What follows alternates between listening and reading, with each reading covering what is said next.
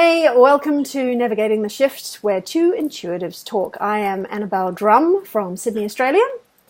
And I'm Sarah Biermann in Santa Rosa, California. And on this channel we discuss topics of life, both timely and timeless, from a woke and intuitive point of view. And we've just been talking, we thought we'd better just get stuck into our video because it's a good conversation already. And we were talking about how sometimes it's not good to give light and love. So do you want to just go back over the story that you were just talking about there? Yes. We didn't get very far into it, so good for you catching it saying, we should be filming this, for goodness sakes. Yeah. Okay, so there's a negative potential from the possibility of when you're sending love and light to somebody. And the story that I always tell is such a good example of it. A friend of mine called me once in tears, and she's like, I'm at work and I can't stop crying. You gotta help me. I've got a meeting in 10 minutes. Oh. And I knew her situation, that her boss was going through a lot of really difficult stuff, and she was good friends with him. So, so I asked, how is he doing? He goes, oh, he's having a horrible day. This happened with his ex-wife, and his neck is really hurting, and I was rubbing his neck. And he's having a hard time. And so I said, did you send him lots of love and light? She goes, that's it, isn't it? 'Cause she knew this. And so what happened was, in that process of her, what happened next in that moment was she said, oh, this is his, isn't it? His crying, his emotions, that she had picked up his stuff in the process. And we cleared that out. And she's like, okay, thank you. I got to finish my notes, off to my meeting. Bye-bye. That was it, done. So what happens is she was looking at him and seeing him as being a victim. The poor man, he's really struggling. These horrible things are happening to him, which is a very human perspective, a very polarized perspective, of course. And the other part of that is that, I have this wonderful energy, this love that I can give to you to help you, which is also part of that, still seeing them as a victim. Mm. And you being the savior. I can help. And what that does is that flow of light with that programming or that intent on it opens up a path for their negative stuff to come back into you. And it's just like a really important thing, because what happens when their stuff comes back into you isn't that it goes away from them. It's like you end up duplicating it. You share it. Yeah. So it's like doubling it. Mm. And the difference that we need to do is something that we talk about a lot, right? Is getting the higher perspective, stepping out of the polarized point of view of, oh, this poor man, his ex-wife, he's so miserable, and going, okay, his soul has chosen this experience for whatever reason. I don't know what it is. There might be somebody fantastic just waiting down the road for him, or, we just don't know. And we're not in the marriage, so we can't speculate on what's going on there, no matter what the story is from that one person, right? And even if you do know a whole lot of the story, we usually don't know what the soul's purpose is. Right. There's some plan that we don't know about, but it's sort of like trust the plan, which is the Q thing, QAnon thing, trust the plan. So that's interesting. I said that. Wasn't planned. But the different way to do that is to, if you're with somebody personally who's struggling, is to consciously choose to kind of say, okay, I'm going to look at their soul and say, their soul is this beautiful, amazing, powerful being of light. And right now, the earth game is throwing a bunch of shit at them. And I can maybe help them to clear that out or get some understanding of it. All of that. That's how I'm able to work with clients and not pick up stuff, by the way. But it's important in your everyday relationships. It is, yeah. I find that too. You come along to a cafe and somebody wants to let it all out and hear it all, and they're waiting for you to go, and take their side. And from a coaching point of view, you'd just be exhausted by the end of the day, and you'd never get anything done. You'd never get any results if all you ever did was take their side like they were right. Because if they were right, then why would they need coaching? Serious. So if they've got, and then sometimes people actually, so if you hold yourself back and you can show sympathy, but without getting so involved, not empathy, not actually taking on, right? Thank the you. difference. Yeah. So that when you do that and you start asking them questions about how they're coping or without trying to solve it, right, is another way to help them find their own way through it without you going, I know what you need, which so many people do, right? You say, hey, I've got one problem, and they go, oh, yes, I know, yes, I know the answer to that. And it's so annoying because you've only got like the first 2 lines out of the story. And they have no idea what they're talking about, but they want to give you, the answer.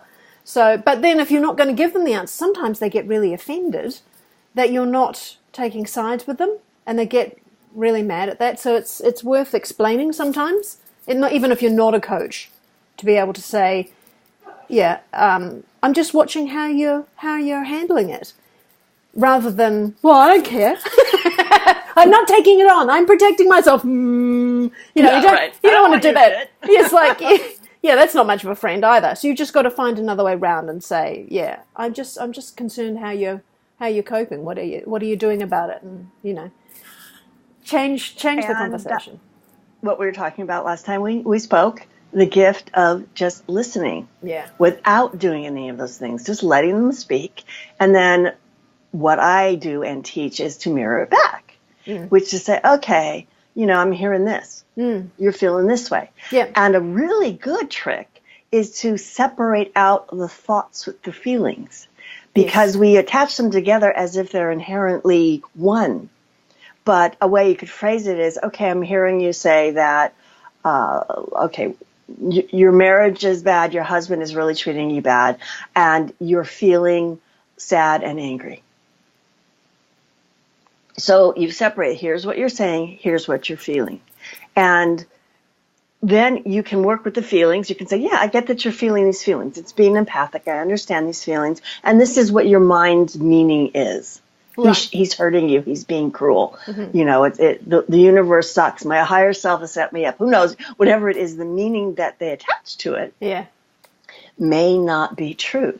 And that's like getting that higher perspective. Yeah, their story. Exactly. Because everybody wants to justify their own behavior, or everyone wants to not be feel right. like anything is their fault. Nobody wants to admit that anything is their fault. They want to go, this is my situation, it's out of my control. Well, it's his fault or her fault or everybody else's fault. Nobody actually wants to, because then otherwise once you start taking responsibility, then you have to go, oh gosh, now it's up to me to make it the next step. And that's kind of scary.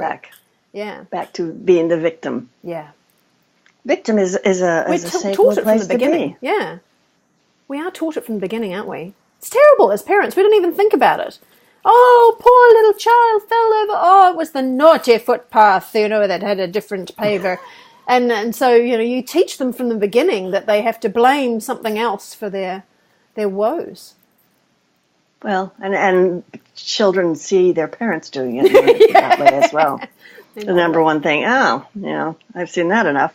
Yeah. So we can also apply this to looking at what's going on in the world. We can.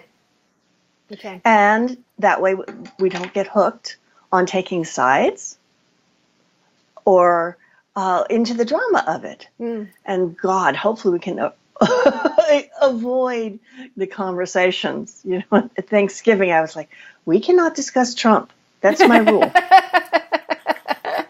Same at Christmas. And somebody say, but him. I'm like, no. I get to have one Thanksgiving rule. No politics, no Trump. Yeah. Everybody on my side of the family is very Democrat and very, hates Trump. They've followed the whole thing that's been thrown at them, and they've taken it hook, line, and sinker, haven't they? But I always say, hey, I don't know the guy. I've never met him. When I meet people, I often get a better idea of who they are. And I've never met that person, so I'm not going to make any judgment on him. All I can see is what other people choose to give me about him. So I can go, well, that's interesting. And 50 of them might say the same thing. I'm still going to say, well, that's interesting. I'm not going to assume that it's correct. Makes sense. And the other thing that makes sense is if the guy is, he obviously has power, he's making decisions that affect my country and the world, sending tons of hate and negative energy his way, it's not going to help him to make good decisions. No. That's an interesting thing, isn't it? So if you're sending hate in the direction of anybody, they do take it on because it comes from the back, right?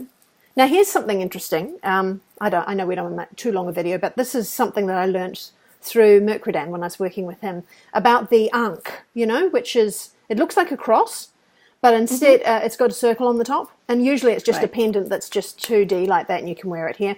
But he said that originally the circle was the other way. So you might have the top and the bottom like that, but the circle goes that way.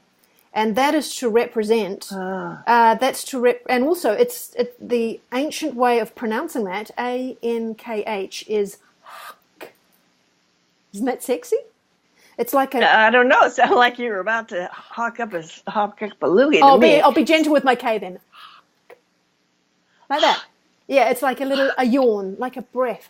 So it's you got a unk on the end, but yeah, but the A is more like a yawn. Sorry, we'd have to sit close to each other, wouldn't you? When you across the planet, I can get it. But the idea of that was, he said, if you think about, they represented Jesus the same way, standing up with his arms out, right? That's the whole, not necessarily crucifixion. It's him just standing there preaching with his arms out.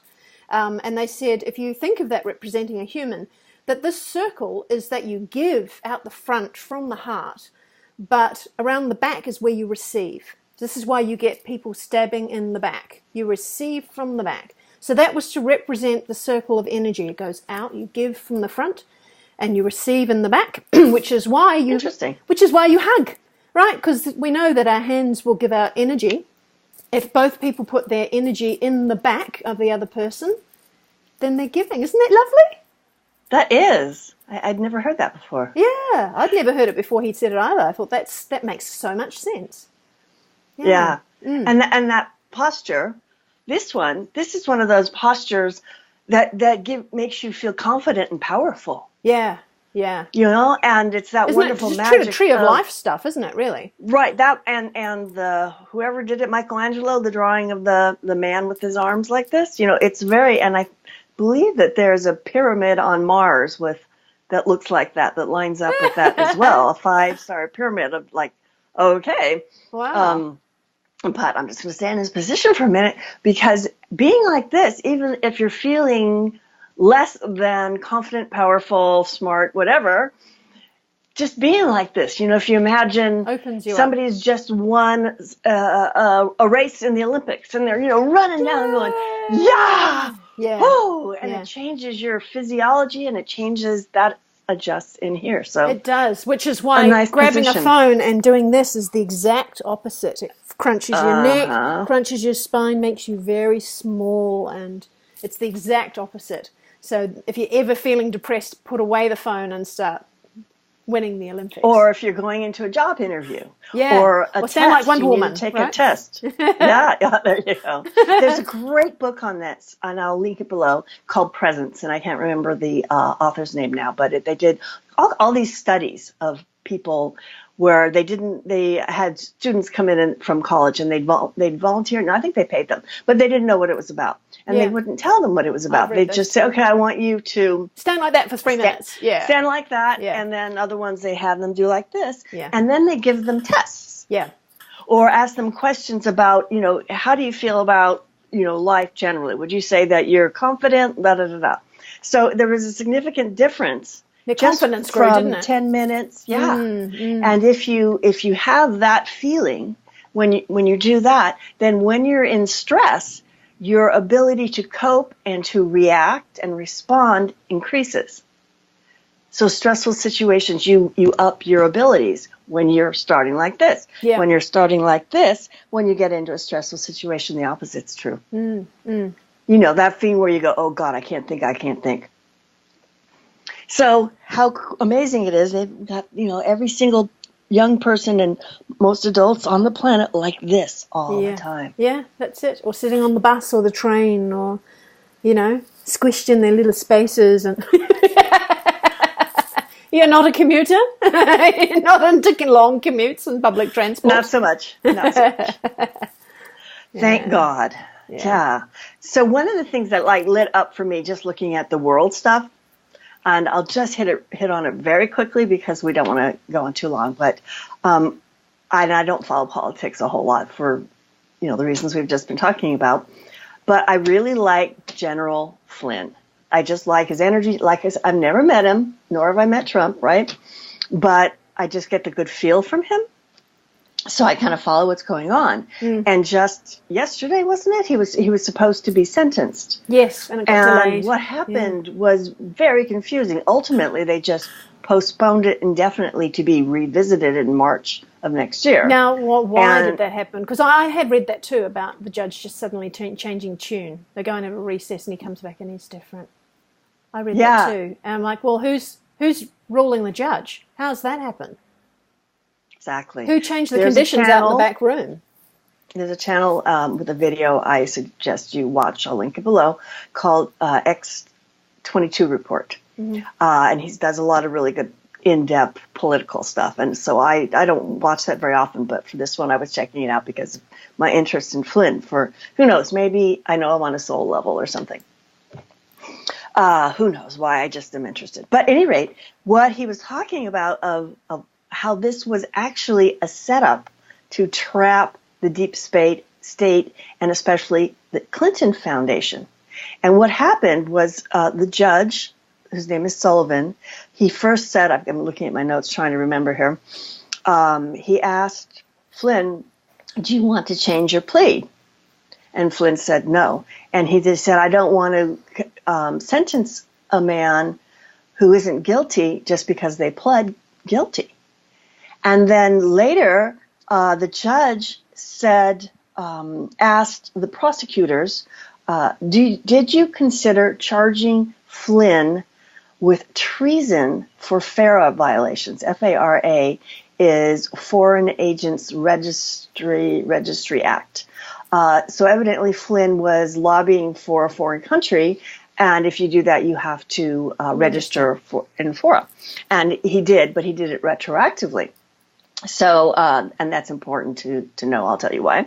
So then the prosecutor said, no, they did not consider charging him with treason for this. And then everybody's going, why is the judge charging him with treason? What the heck? That's got to be one of the biggest crimes, isn't it? Wouldn't that be worth execution or something if it was treason? Yeah, I think that's one of the things we execute for over here. So they came back from a break, and the judge totally backtracked on that. He said, I don't think he's guilty of treason. I'm not suggesting he's guilty of treason. He said, I felt terrible about that. Someone's talked to him. What's going on? Yeah. Is this all a plan that was set up from the beginning? Is this a play that's being acted out in order to put information out into the public and get people thinking treason for FARA violations? Right. So that has to do with being a foreign agent. So to take it further, one of the persons who registered retroactively as a foreign agent is Podesta. So if they went after Flynn, that opens up Podesta. And the other thing... For the same crime. For the same crime, right? And then the recent whistleblowers who came forward with information about the Clinton Foundation, one of the things they said is that the Clinton Foundation operated as a foreign agent. Which hadn't registered either. Right. So now the mainstream media is out there shouting, treason, treason, treason, take him out for treason. He didn't register. There's a foreign agent. Let's do it. And then you've got all this energy behind it. Like we're talking about, think about what you want. They've like created this flush of energy of people pitchforks and torches. But now they're going to take that and go, bend it. Let's look over at this one. Yeah. So, but with Podesta, as to why do they need to get him for treason? I always had the impression that everybody talked about the pedophile kind of stuff around him rather than treason. Right. Is it both? Are they looking for both? Or I think what goes on is they try to get whatever they can get you for. You know how that is. They go after you for taxes if they can't bust you for I mean, if you're going to be executed for treason, that pretty much sews it up, doesn't it, really?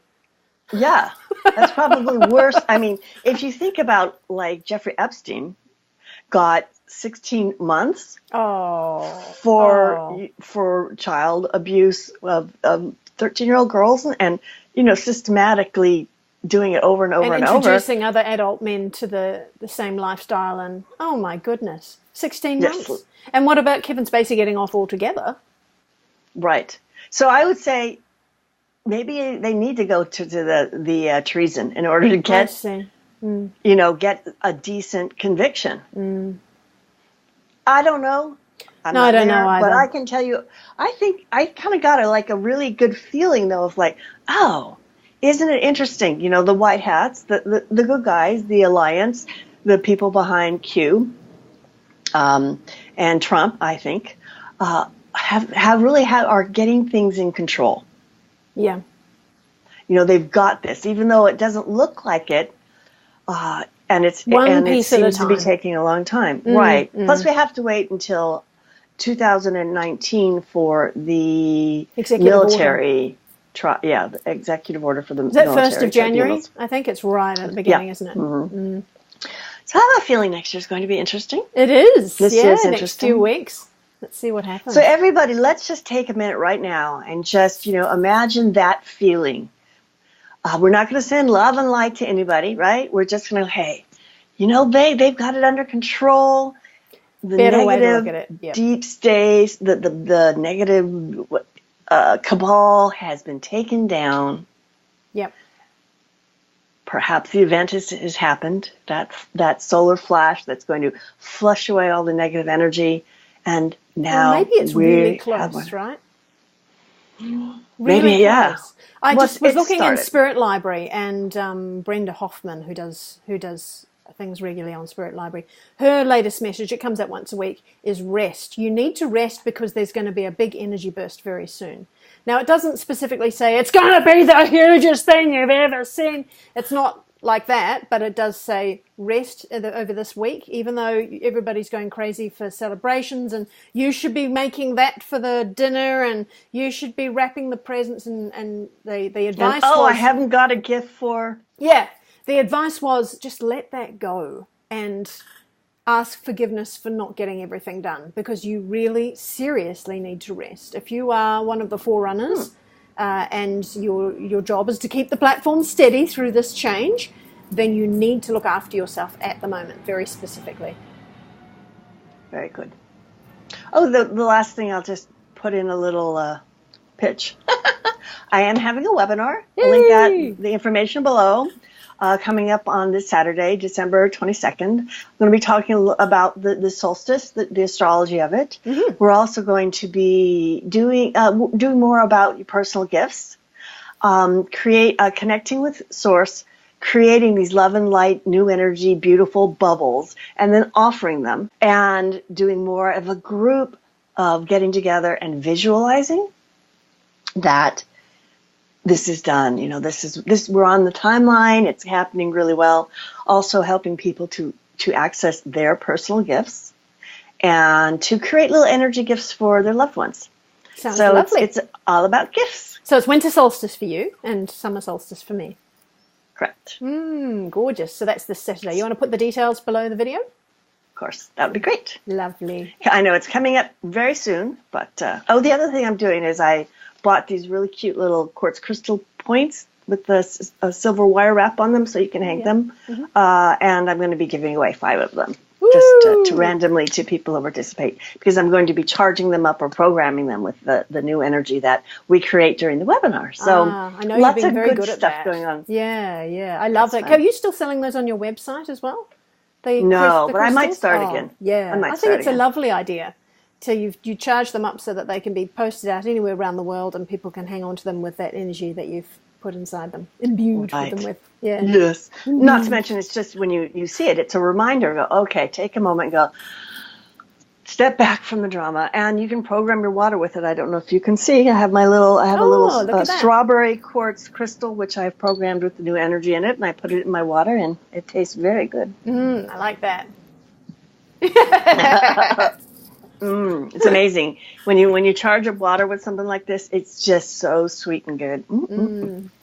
And soft. Well, isn't it? Soft very water. soft. Yeah. And I have hard water, so I have hard water, so it tastes very soft. Oh, there you go. I don't need a water softener. I have my charged up crystals. Fabulous. Okay. That's really So good. if you enjoyed it, please subscribe, like it if you liked it, and we'll see you soon. Okay. Bye. Bye-bye.